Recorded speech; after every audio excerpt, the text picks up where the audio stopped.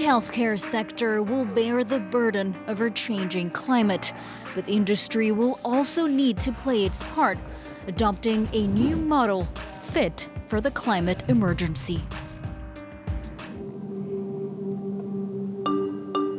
Je m'appelle Muriel, je suis infirmière libérale depuis maintenant plus de 38 ans. Ça consiste à se rendre chez les patients à leur domicile. Avec le temps, moi j'ai vu l'évolution des déchets et la surconsommation de médicaments.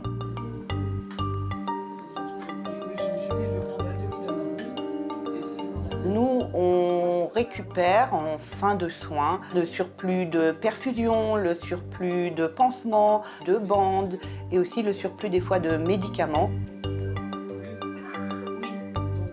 Tout en sachant quand même que c'est souvent en Inde et en Chine que les médicaments sont fabriqués. C'est du gâchis, entièrement du gâchis. Quand on arrive chez un patient, la première des choses que je demande, c'est un grand sac poubelle, vu le nombre d'emballages qu'on enlève. Je pense qu'au niveau médical, on n'est pas du tout des bons élèves pour la planète. Moi, je fais partie du syndicat Convergence Infirmière et on a lancé une étude sur Balance ton gaspille, où sur un mois, on va recenser tout ce qu'on récupère chez nos patients qui n'en ont plus la nécessité. Là, actuellement, j'ai beaucoup de photos qui remontent de mes collègues et quelquefois, il y a vraiment énormément de gâchis. En récupérant tout ça, on va essayer de l'expédier dans les pays qui en ont besoin. Et l'idée, c'est surtout de démontrer qu'on pourrait faire énormément d'économies. Et là, on s'aperçoit qu'il y a un gâchis et un coût environnemental qui est phénoménal. Moi, ça me révolte parce que je pense qu'on pourrait avoir une meilleure santé sans gaspiller autant et avec la même qualité. We don't usually think of healthcare as being a significant contributor to climate change, yet the industry ranks as one of the world's biggest polluters. If it was a country, it would be the world's 5th largest emitter. Healthcare represents 4% of global greenhouse gas emissions, twice as much as the share of aviation, or the combined emissions of Germany, Brazil, and France. Just consider routine medical procedures. An MRI scan produces 17.5 kilos of CO2, which is the same as driving a car for 145 kilometers, or a single surgery, for example, generating more waste than a family of 4 in a week. And there is a clear paradox. The industry will need to respond to the health impacts caused by the climate crisis while also contributing to the problem. Health costs are only expected to rise exponentially, $2 to $4 billion by 2030. Think of undernutrition due to drought, increased mosquito-borne infections, and climate-related deaths. Now more than ever, reducing the industry's carbon footprint is no longer an option, and hospitals are on the front lines of major changes to come.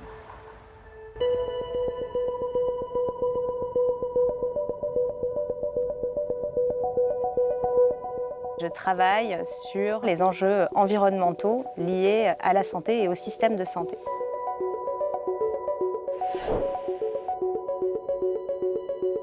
Au global, le secteur de la santé, c'est à peu près 8% de l'empreinte nationale, ce qui est tout à fait considérable. C'est un secteur qui est très important, qui mobilise beaucoup d'infrastructures, qui mobilise beaucoup de routes, de déplacements, d'achats, notamment de médicaments et de dispositifs médicaux. Le principal poste d'émission, c'est le médicament et les dispositifs médicaux. Ça va de la seringue, la compresse, la blouse, jusqu'à l'IRM, le scanner, etc. Donc c'est assez large. À eux deux, ces deux postes font à peu près 50% des émissions du secteur de la santé. Ensuite, vous allez retrouver la consommation énergétique des bâtiments, notamment autour de 13%. Vous avez aussi les déplacements cumulés, professionnels, patients, aidants, vous serez autour de 15%. Vous avez aussi l'alimentation, qui est autour de 10%. Au niveau de la production des médicaments, on pourrait se dire que quand c'est produit à l'étranger, notamment en Asie, comme c'est le cas aujourd'hui, ce qui consomme beaucoup, c'est le transport. En fait, c'est plutôt que l'électricité qui est utilisée pour la production, elle est à la base très carbonée, surtout quand elle est à base de charbon. Et donc, si on relocalise une partie de cette production médicamenteuse en Europe, par exemple, et notamment en France, on pourrait gagner pas mal d'émissions sur la partie production. La décarbonation de la santé, en fait, c'est pas simplement l'exercice de la médecine. Il y a aussi toute la dimension structurelle, les bâtiments, optimiser les déplacements ou revoir les moyens de déplacement, l'alimentation également. Ça peut être moins de viande rouge et une alimentation plus locale et de saison. Là maintenant, on a une politique publique de décarbonation du secteur de la santé à moins 5% d'émissions par an. Il y a une vraie volonté sur le terrain à agir dans cette direction. Maintenant, reste à embarquer la majorité et notamment les personnes qui sont décisionnaires pour pouvoir avoir des actions de plus en plus impactantes.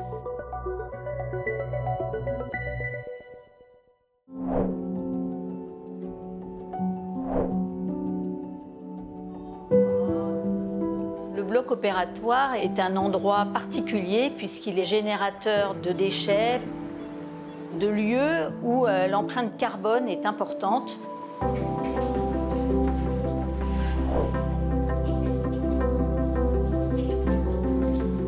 Toutes ces thématiques de développement durable ont émergé initialement au sein des blocs opératoires où se sont créés des green teams. Et donc un green block naît de l'action de ces green teams qui vont réfléchir ensemble et proposer de mettre en place un certain nombre d'actions. Dans les années qui nous ont précédés, on est passé de l'usage multiple à l'usage unique. Tous les emballages sont doubles, tout est jetable, ou en tout cas beaucoup de choses sont jetables. Le déchet le plus simple, c'est celui qu'on ne produit pas. Donc nous, on a essayé de regarder nos poubelles, réfléchir à ça, et chaque élément qui est ouvert au bloc opératoire sont séparés, le plastique ou l'emballage qui n'est pas retraitable et recyclable, avec le papier. Nous avons supprimé les plateaux de badigeon plastique au profit de cupules en inox et d'une pince à badigeon qui sont mis au sein de chaque boîte chirurgicale. Nous avions déjà au préalable fait notre filière métal qui nous permet de séparer l'inox, le cuivre et l'aluminium.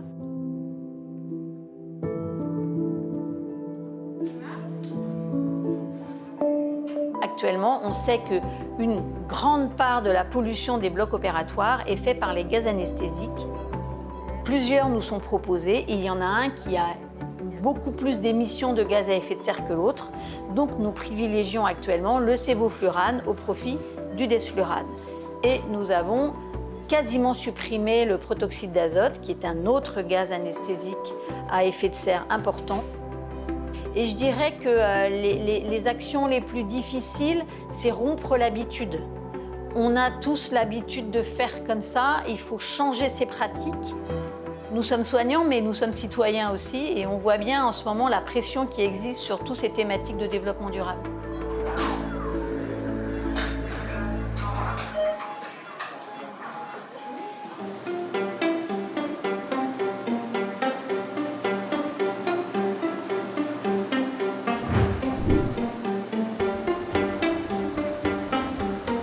Ces particules jaunes qui étaient autrefois des déchets médicaux auraient été incinérées ou enfouies si elles n'étaient pas venues chez Cosmolis.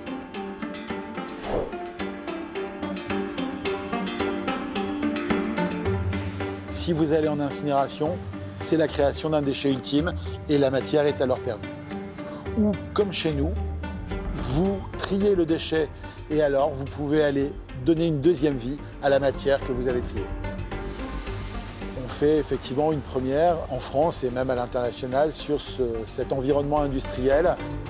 Les déchets arrivent dans des camions, les emballages sont déchargés, le contenu de ces bennes est broyé désinfectés. Et puis ces broyats sont orientés par un convoyeur sur une machine de séparation des matières.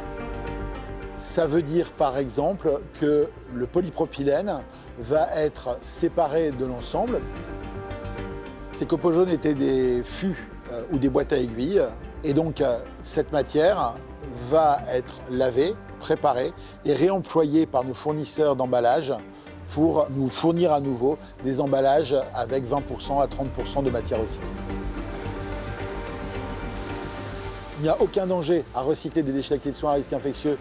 Nous avons en fait des préleveurs qui viennent prendre des échantillons des matières pour s'assurer qu'à plusieurs mois après le protocole de broyage, de désinfection et de séparation, qu'il n'y a aucune reprise de germes ou de bactéries ou de virus à long terme dans la matière qui est réutilisée. Je pense qu'aujourd'hui, il y a une prise de conscience de la nécessité de décarboner le monde de la santé et l'orientation du déchet dans la bonne filière est véritablement un enjeu. Notre modèle peut effectivement changer les choses à l'avenir et durablement décarboner le monde de la santé.